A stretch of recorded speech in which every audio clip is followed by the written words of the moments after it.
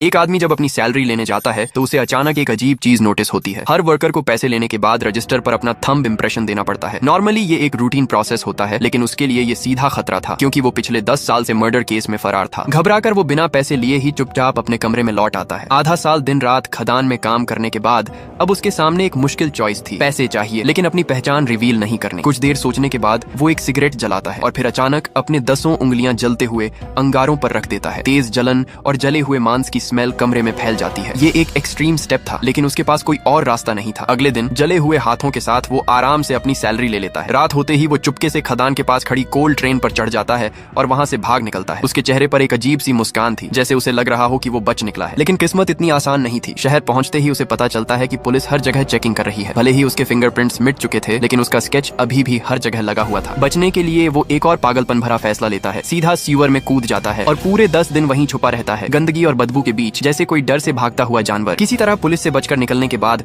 वो एक पुराने बाथ हाउस में जाकर खुद को साफ करता है। लेकिन जैसे ही वो अपने लॉकर से कपड़े लेने जाता है, उसे पता चलता है कि उसकी पिस्टल गायब है। अब डर और बढ़ जाता है, क्योंकि अगर वो हथियार पुलिस के हाथ लग गया तो सीधा उसका कनेक्शन यहाँ तक पहुंच जाएगा। वो तुरंत वहां से निकल पड़ता है, बिना टैक्सी लिए, सिर्फ सुनसान रास्तों से। लेकिन फिर भी उसे पेट्रोल करती हुई पुलिस मिल जाती है। बचने के लिए वो गंदे नाले में कूद जाता है और मौका मिलते ही पास के जंगल में घुस जाता है। अंधेरा, ठंड और अनजान रास्ते। कुछ ही घंटों में वो रास्ता भटक जाता है। पूरी रात भटकने के बाद आखिरकार उसकी ताकत जवाब दे देती है और वो बर्फ में गिर पड़ता है। जब उसकी आंख खुलती है तो वो खुद को एक छोटी सी लकड़ी की झोपड़ी में पाता है। एक बुजुर्ग आदमी ने उसकी जान बचाई होती है। कुछ दिन रुकने के लिए वो लकड़ियां काटने में मदद करने लगता है। तभी अचानक दूर से एक गोली की आवाज आती है, जिससे वो फिर से डर जाता है। थोड़ी देर बाद बुजुर्ग एक घायल आदमी को सहारा देकर अंदर लाते हैं। पता चलता है कि वो एक पोचर है जिसे गोली लगी है। सब कुछ नॉर्मल लग रहा था, लेकिन फिर अचानक बुजुर्ग पुलिस को कॉल कर देते हैं। ये सुनते ही उसका दिमाग फिर से पैनिक मोड में चला जाता है। उसे लगता है कि अगर पुलिस आई तो उसका सच भी सामने आ जाएगा। वो चुपचाप कुल्हाड़ी उठाता है और बुजुर्ग को मारने का सोचता है। लेकिन जैसे ही वो आगे बढ़ता है, बुजुर्ग अचानक मुड़कर उसे देख लेते हैं। बर्फबारी की वजह से पुलिस तुरंत वहां नहीं पहुंच सकती थी, लेकिन वो समझ चुका था अब यहाँ रुकना सेफ नहीं है। रात होते ही अचानक दरवाजे पर जोर जोर से नॉक होने लगता है और जब दरवाजा खुलता है तो वही घायल आदमी फिर सामने खड़ा होता है। इस बार उसे देखकर उसके दिमाग में एक खतरनाक आइडिया आता है।